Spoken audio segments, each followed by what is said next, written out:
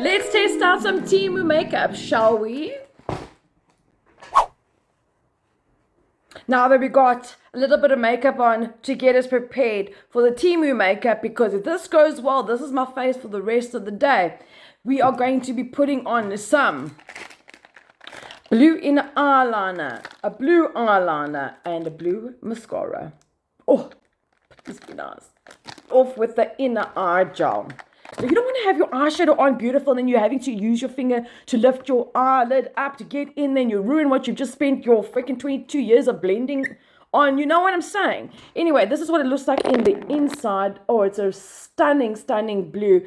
Okay, it's very stiff on the brush. Ooh, but look at that though. Wow. You must dry out your waterline. I don't know how these birds can use a Q-tip to do that, because that thing got little hardkeys and I don't want them getting stuck on me. So I just take my fingers, they are clean, they have been washed, and then I go into the waterline and then at the top as well.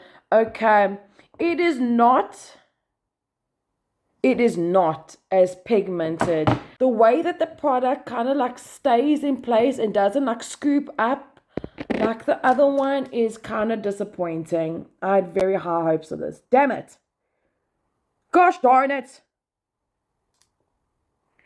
I mean, it's there. It's subtle. But like, I'm so used to the black being so pigmented that I assume in my little world that all types of gel eyeliners are going to pop with the same amount of pigment. And this one's just not doing it. Maybe we could give it some time to settle and we can go back over it. Okay, let's add it to the top eye. What's this thing called? Tightline it. This is one application of the product on the eye, in the eye. This is two. So you can build up the color, it seems, which is good to know if you're not going to get that first swipe as dark as what your little heart desires. Now, out of pure excitement, I decided to do both of the eyes, as you can see, with the gel liner. So I'm not going to be able to check the inner eye with this blue, but what we will do with it, we will just see what it's like on the top and the bottom before blending, okay? Feels very nice. It says waterproof protection eyeliner and lip liner. So does the black one. Cool, okay. So you can have this on your lip or on your eye. Does it turn at the bottom? Oh, it... Surely not. This doesn't turn? Hello? Do you not turn? So how do I get the rest of the product out? Surely that can't be all what you're getting. How do you get the rest of this? Oh, there's no push mechanism. This is not a turning mechanism. What am I missing? This is insane. This cannot be right. What am I doing wrong? Does anybody know more about this? Can you please comment below? Because surely not. A little bit hard. Not the end of the world hard, but I would like something that's for my eyes to be a lot more softer than that.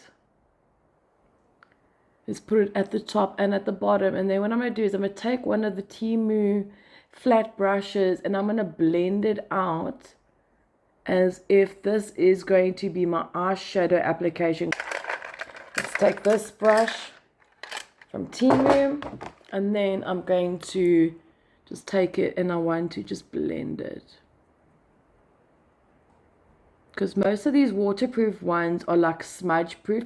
That blends lovely. Oh, that's lovely. I was very silly not to put it in my waterline on this other eye, so I do apologize about that. I'll have to get back to you guys when I have a bare face again.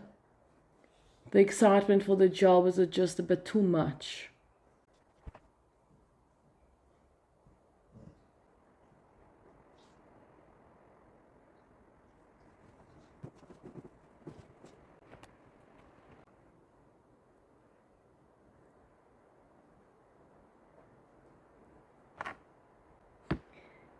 That is so pretty.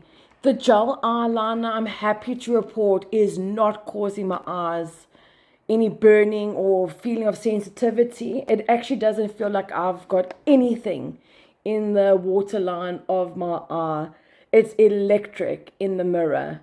I don't know how it looks to you guys showing up on camera, but it looks amazing. Next, let's try this blue mascara. Please don't be dry. Yo, that's a long brush, eh? I am a bit fussy, I'm not going to lie, when it comes to brush heads. Is it called a brush head?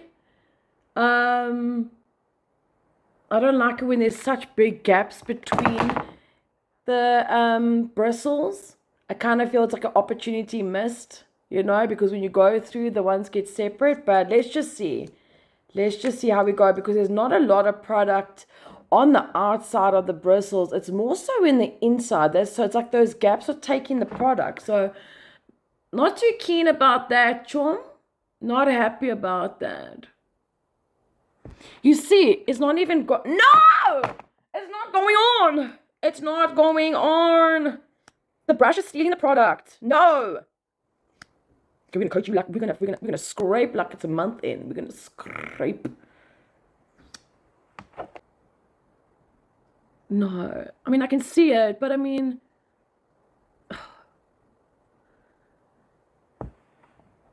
should I have done a black mascara first and then the blue over? Can I still do that?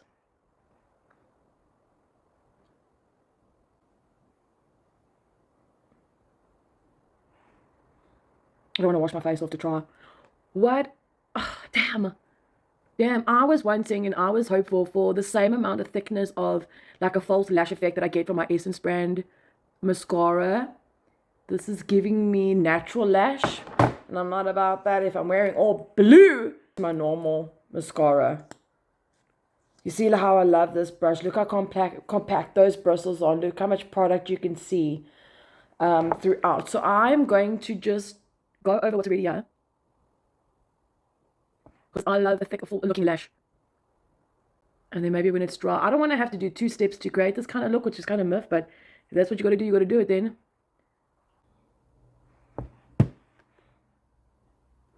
Do the other side.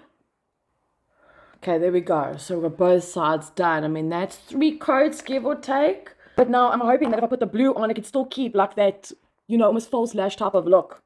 I'm not impressed with this brush, which is really sad, because you can't really judge how the formula is if the product's not even getting all the way onto the brush to even be dispersed onto the lash. Let's see.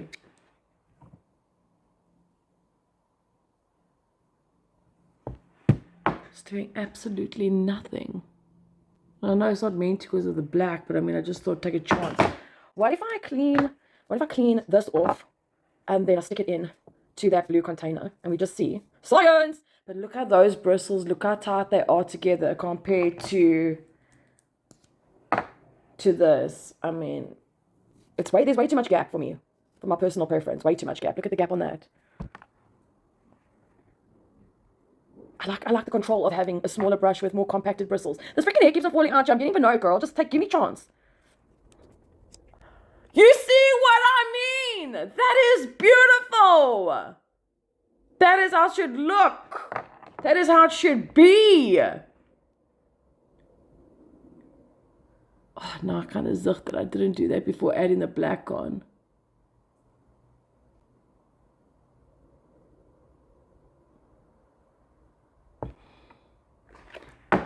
Not bad, not bad. It's got like a blue hue, but it's not all completely blue, that it kind of disappears into the background. Look, like the background shadowing of the pencil that's been blended.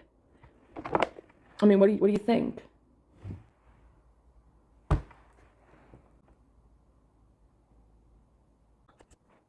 You find that angling your mirror down when doing your mascara is very, very helpful. Also gets the lashes all by the inner eyelid product on. Also, you're not pushing your eyelash back onto your lid and causing it to smash onto your lid. And if you do, just let it dry, and then you can always just take an earbud and remove the product. Lash, we can see.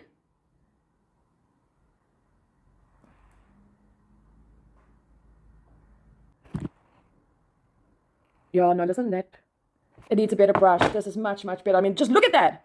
Oh, I love Essence. What? I mean, that's pretty. That is so pretty.